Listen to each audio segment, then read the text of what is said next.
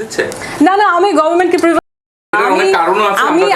আমার কোনো কারণ নাই। আমি পার্সোনালি হচ্ছে যেটা ফিল করি সেটা হচ্ছে যার সমস্ত কোয়ালিটি আছে, আপনি যে নৈতিক শব্দটা ব্যবহার করেছেন তার মধ্যে যদি নৈতিকতাই না থাকে, এসব কোয়ালিটি দিয়ে আমি কি করব? তাহলে আপনি কি আমার তো ডিগ্রি সার্টিফিকেট ইম্পর্টেন্ট না। না না না, ডিগ্রি সার্টিফিকেট ইম্পর্টেন্ট না। যার সমস্ত কিছু ছিল তিনিও তার নৈতিকতার জায়গায় ভালো ছিল না, তিনিও দেশের জন্য ভিজিবল কিছুই করতে পারে নাই। ইনফ্যাক্ট গত 1.5 বছরে আমাদের দেশের অর্থনীতি যতটা ধসে পড়েছে সেটা আসলে সত্যিকার অর্থে তুলনা করলে ফ্যাসিস্ট সরকারের চেয়েও খারাপ অবস্থায় গিয়েছে। আমি একটু তথ্য দিয়ে আপনাকে বলি, এইজন্য বাংলাদেশ ব্যাংকের মতো জায়গায় হয়তো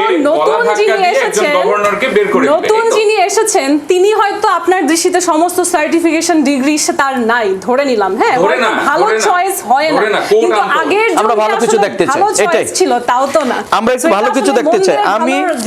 আমি আপনাকে আর একটু এগিয়ে দিতে চাই। যদি বাংলাদেশ ব্যাংকের সাবেক গভর্নর যিনি আহসান এইস মনসুর, তিনি অর্থনীতিতে অভিজ্ঞ একজন অর্থনীতিবিদ, উচ্চ শিক্ষা অর্জন করেছেন অর্থনীতি নিয়ে। তিনি আপনার ম্যাকমাস্টার ইউনিভার্সিটি, আমি আপনাকে বলছি আইএমএফ এর উনি একজন বিশ্লেষক, রাজস্ব আঞ্চলিক বিভাগে তিনি কাজ করে অভিজ্ঞতা আছেন। ইতিমধ্যে আপনারা জানেন শীর্ষ গবেষণা প্রতিষ্ঠান পলিসি রিসার্চ ইনস্টিটিউটে তিনি নির্বাহী পরিচালক, বাংলাদেশ সরকারের অর্থমন্ত্রী, অর্থনীতি উপদেষ্টা ছিলেন তিনি। সরকারি এবং বৈশ্বিক অর্থনীতি দুই ক্ষেত্রে কাজের অভিজ্ঞতা রয়েছে। সবচেয়ে বড় বিষয় হচ্ছে, আমি আসছি, সবচেয়ে মজার বিষয় হচ্ছে, আমি একটু প্লিজ শেষ করি। সবচেয়ে বড় কথা হচ্ছে তিনি 32 বিলিয়ন রিজার্ভ তিনি রেখে গেছেন। এটা হচ্ছে তার একটা সফলতা।